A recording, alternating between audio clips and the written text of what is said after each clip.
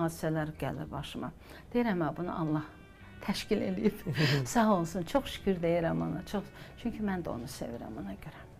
Siz bax belə danışdınız, Gülzar Qurbanovanı xatırlayıram. O da bizim dostumuzdur, sizin də mənim də və o da sizin kimi çox inancılı və bax eyni sizin kimi cavablar verir.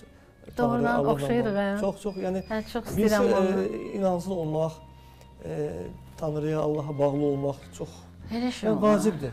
Elə şey olar. O qədər insanlar, demək Tanrı insanları sevdiyi qədər, insanlar da tamağı sevir.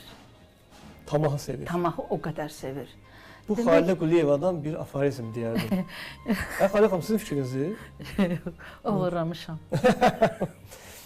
Özəlləşdirmişsiniz. Özəlləşdirdim. Çünki çox bəyəndim o fikri. Çünki son zamanlar insanlar çaşıblar. Çaşıblar və Allah axırın xeyir eləsin. Heç nə demir. Və çaşanda da insan bəzən Allah cəzalandırır. Mən görürəm ki, müəyyən vaxtlarda hansı bir zərbələr, həyatdan bir zərbələr alanda. O haqda düşünmək istəmirəm ki, cəzalanacaqlar. Yox, istəmirəm düşünmək.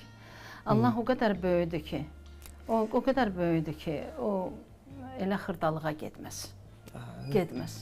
Yox. Onlar özlərini cəzalandırırlar. Onlar özlərini. Nə qədər, misal üçün, görürsən, yaşayırsan, görürsən həyatı, insanları görürsən, misal üçün də